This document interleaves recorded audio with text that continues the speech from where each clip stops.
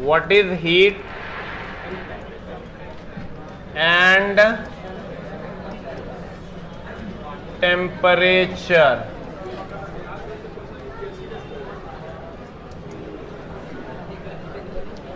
ठीक है, कल कोई बिहार पुलिस दे के आया है? कौन दिया?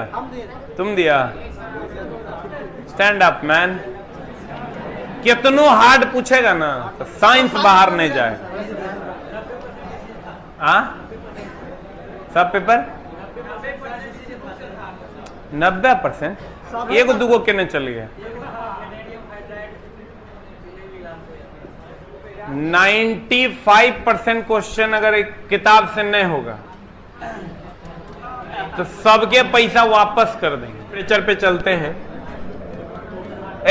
हल्ला नहीं। बच्चा बोलता है कि हीट और टेम्परेचर सेम चीज है, जबकि दोनों अलग अलग हैं। हम इससे पहले भी तुमको बताए हैं कि जैसे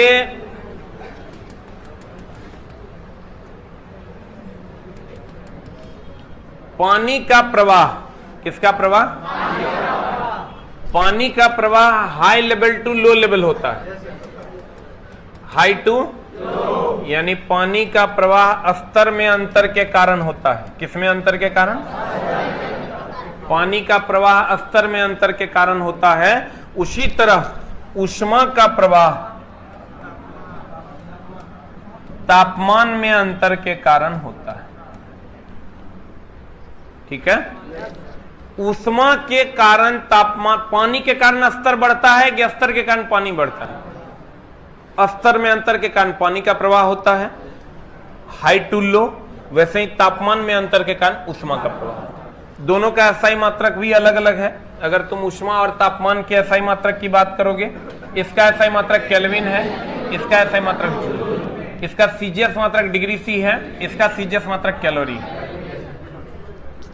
क्या है? कैलोरी।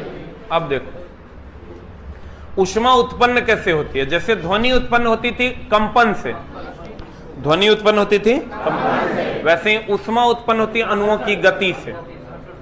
अणुओं की देखो अभी हाथ मेरा ऐसे है तो ऊष्मा उत्पन्न नहीं हो रहा है, लेकिन अणुओं में गति आ जाएगा तो ऊष्मा उत्पन्न हो जाएगा। बोलो ना। कहते हैं मेरे दोस्त, ऊष्मा एक प्रकार की ऊर्जा है जो अणुओं की गतिज ऊर्जा के कारण उत्पन्न होता। देखो कभी कभी दे देता है ना, ऊष्मा उत्पन्न होता है गति के कारण कि गतिज ऊर्जा के कारण, तो वहां गतिज ऊर्जा मारना, गति सेकंड आंसर होगा। बोलो ना। अब तुम कहोगे काहे रे मास्टर? क्योंकि ऊष्मा भी एक प्रकार की ऊर्जा है और गतिज ऊर्जा भी एक प्रकार की ऊर्जा है। तो भैंस से कभी आदमी का बच्चा निकलेगा रे? आदमी से कभी भैंस का बच्चा निकलेगा? बोलवे नहीं करे।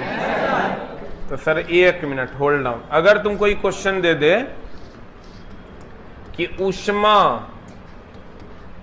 उत्पन्न होता, एक ऑप्शन गति, दूसरा ऑप्शन गतिज ऊर्जा, ठीक है। अगर यहां पर अब तुम कहोगे कि सर ऊष्मा एक प्रकार की ऊर्जा है, ऊष्मा एक प्रकार की क्या है? ऊर्जा। ऊष्मा अगर एक प्रकार की ऊर्जा है तो यहां पर सर ऊष्मा उत्पन्न होती है तो कुत्ता है तो कुत्ते आंसर होगा, कुत्ता नहीं रहेगा तो आदमी आंसर होगा। क्योंकि गति के कारण, देखो गति के कारण गतिज ऊर्जा होता है और इस गतिज ऊर्जा के कारण ऊष्मा ऊर्जा जनरेट होती है। तो अगर ये ऑप्शन रहेगा तो ही मारेंगे। अरे कर बाप यही ना है, बाप नहीं रहेगा दादा आंसर मारेंगे। बोलो ना। क्लियर है? तो कहते हैं ऊष्मा एक प्रकार की ऊर्जा है जो अणुओं की गतिज ऊर्जा के कारण उत्पन्न होता है, इसलिए हम इसको हाईलाइट करके लिख दिए, गतिज ऊर्जा के कारण उत्पन्न होता है। बोलो ना। ताप में अंतर के कारण किसका प्रवाह? ऊष्मा का प्रवाह। जैसे स्तर में अंतर के कारण पानी का प्रवाह। ऊष्मा का एसआई मात्रक जूल, जबकि ताप का एसआई मात्रक क्या है? केल्विन। ऊष्मा तथा ताप में अंतर। बता, ऊष्मा, पानी बढ़ने से स्तर बढ़ेगा? बोलो ना रे। ऊष्मा बढ़ने से ताप बढ़ेगा? तो कहते हैं ऊष्मा के बढ़ने से क्या बढ़ता है? ताप। सही है। हीट एंड टेम्परेचर है, कुछ खास नहीं है। अब देखो, जैसे द्रव्यमान को हम लोग ग्राम में भी नापते हैं, किलोग्राम में भी नापते हैं, बोलो ना रे। सर ये ऐसा चैप्टर है कि एएलपी में 40 को क्वेश्चन पूछना था फिजिक्स और इंजीनियरिंग ड्राइंग से। फिजिक्स में 10 चैप्टर था, 6 चैप्टर इंजीनियरिंग ड्राइंग का था, और 10 चैप्टर से पूछना था कितना, 28 को क्वेश्चन। एक के चैप्टर हीट से पूछ दिया 20 को क्वेश्चन, वो भी न्यूमेरिकल। हम लोग पढ़ा के भेजे 200, तो लोग आदमी बैलेंस करके पढ़ाता है कि 2-2 क्वेश्चन सबसे पूछेगा। इंजीनियरिंग ड्राइंग 6 चैप्टर था, उससे 2 क्वेश्चन पूछा, 2। अब वो 6 चैप्टर पढ़ा के चला, हम नहीं हो कमाए होंगे तो 50 लाख रुपया कमाए, वो 6 चैप्टर पढ़ा के, क्योंकि नया नया था तो सबको ये अंदाजा था कि 16 चैप्टर है तो 2-2 क्वेश्चन भी अगर सबसे पूछेगा तो 12 क्वेश्चन इंजीनियरिंग ड्राइंग से पूछ देगा। लेकिन जब एग्जाम हॉल में बच्चा गया तो रेलवे है, रेलवे महा पागल है, वो इंजीनियरिंग ड्राइंग से पूछा 2 क्वेश्चन, लड़का निकला सबसे पहला गाली हमरे दिया, इसलिए कि भैया हमको भी नहीं पता था, कभी एग्जाम ही नहीं हुआ था। अब जब ड्राइवर का फॉर्म आएगा, लड़का कहेगा इंजीनियरिंग ड्राइंग नहीं पढ़ेंगे, हीटे पढ़ा दीजिए, हम पढ़ाइयो देंगे। एग्जाम हॉल में जाएगा, इंजीनियरिंग ड्राइंग से 12 क्वेश्चन रहेगा। लेकिन बच्चा तो ये सोचता है कि जब पिछला बार हुआ वो ये बार भी होगा। रेलवे के कोई माई बाप नहीं, इसलिए पूरा सिलेबस पढ़ के जाओ, दूसर कोई उपाय नहीं। अब सोचो हीट से एक के 40 क्वेश्चन पूछना है, 20 क्वेश्चन एक के टॉपिक से पूछ देगा, वो भी न्यूमेरिकल, तो ऑब्वियसली लेवल को बहुत हाई कर देगा। अगर वही चैप्टर से 2 क्वेश्चन पूछेगा तो ऑब्वियसली लेवल डाउन रहेगा, बोलो ना। तब मामला क्या है, जैसे द्रव्यमान नापने के लिए हम लोग स्केल यूज करते हैं किलोग्राम, बोलो ना, ग्राम नहीं यूज करते, वैसे ही तापमान नापने के लिए हम लोग 4-5 स्केल यूज करते हैं, Celsius, kelvin, rumour, Fahrenheit, Rankine, 5 scale use करते हैं। पांचों का एक निम्नतम मान है, एक उच्चतम मान है। जैसे स्केल उच्चतम मान, निम्नतम मान बोले तो इसको हिमांक भी कहते हैं, क्या कहते हैं इसको, और उच्चतम मान को क्वथनांक भी कहते हैं।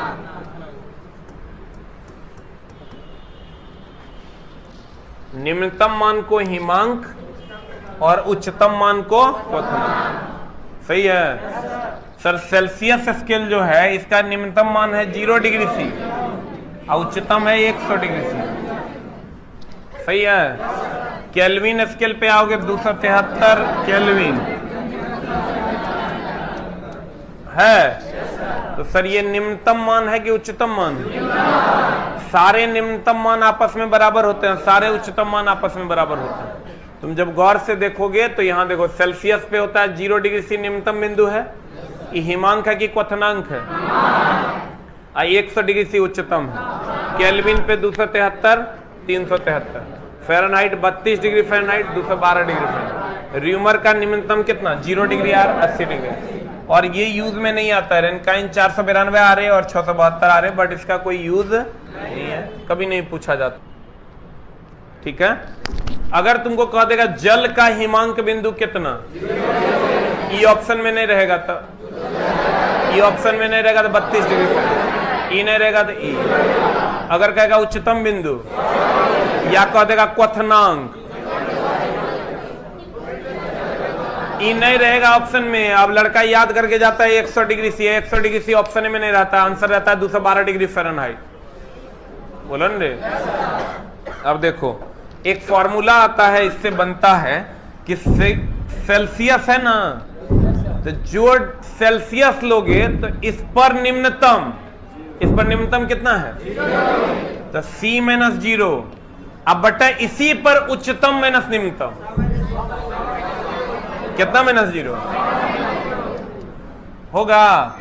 अब फिर केल्विन पर लोगे तो K माइनस निम्नतम,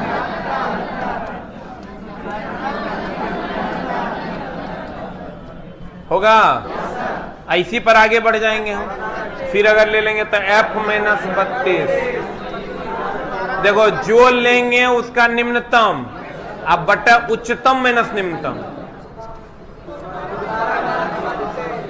होगा। इसी तरीके से आगे बढ़ जाएंगे। बोलो न रे। देखो कहता है C माइनस 0 बटा 100 माइनस 0 K माइनस 293 492 बटा 672 माइनस 492 इज इक्वल टू, ठीक है। जल का हिमांक सही है, जल का क्वथनांक ई ऑप्शन में अगर नहीं रहेगा तो ई आंसर मारेंगे, ई नहीं रहेगा तो ई आंसर मारेंगे, ई नहीं रहेगा तो ई आंसर मारेंगे। बोलो न रे। सारा न्यूनतम बिंदु हिमांक बिंदु है और सारा उच्चतम बिंदु क्वथनांक बिंदु, सही है। अब देखो ऊष्मा उत्पन्न होता है अणुओं की गति के कारण कि अणुओं की गतिज ऊर्जा के कारण। क्लियर है। अब अगर तुमको कह देगा कि 60 डिग्री सी को केल्विन में बदले, देखो अगर तुमको कह दे कि फलना डिग्री सी को केल्विन में बदले तो ये दोनों को आपस में बराबर कर देना, जितना डिग्री सी रहेगा उसका वैल्यू यहां लिख देना, के का मान निकाल देना। अगर कहेगा फलना डिग्री सी को फ़ारेनहाइट में बदले तो ये दोनों इक्वेशन को बराबर कर देना, इसका वैल्यू रख देना, इसका निकाल देना। बोलोगे नहीं? जैसे मान लो तुमको दे दे 80 डिग्री सेंटीग्रेड को फ़ारेनहाइट में बदलें तो तुम कुछ मत करना, ये सेल्सियस और फ़ारेनहाइट वाला समीकरण लिख दो। C माइनस 0 बटा 100 minus 0 is equal to F minus 32 बटा 212 माइनस 32,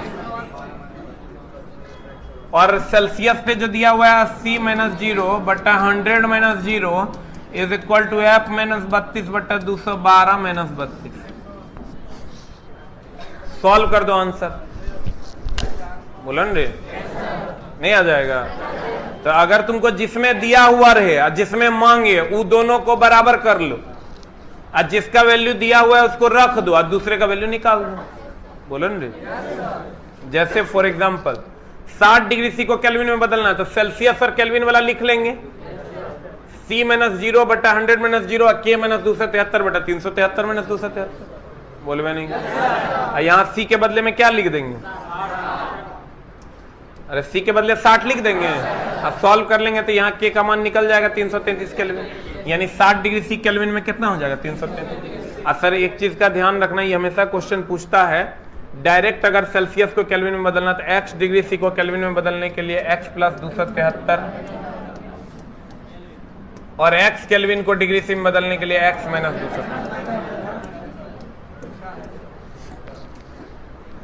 हमेशा ही ध्यान रखना, ये जोड़ घटाओ में बच्चा मिस कर जाता है कि जोड़ें कि घटाएं, तो इसका प्रॉपरली ध्यान ऐसे रखना है कि C का पोजीशन है 3 और K का पोजीशन है 11। ये क्वेश्चन भी आया था कुछ दिनों पहले टेस्ट में। C का पोजीशन 3 और K का पोजीशन 11, तो सर 3% से 11% में जाने के लिए जोड़ना है और 11% से 3% में जाने के लिए घटाना। ठीक है, तो देखो ये 3% है, 3% से 11% में जाएंगे तो जोड़ेंगे, और 11% से 3% में जाएंगे तो घटा देंगे। बोलो न रे। तुमको कहेगा सेल्सियस से केल्विन में जाना है तो कहेंगे जोड़ेंगे, और केल्विन से सेल्सियस में आना है तो घटाएंगे। सही है।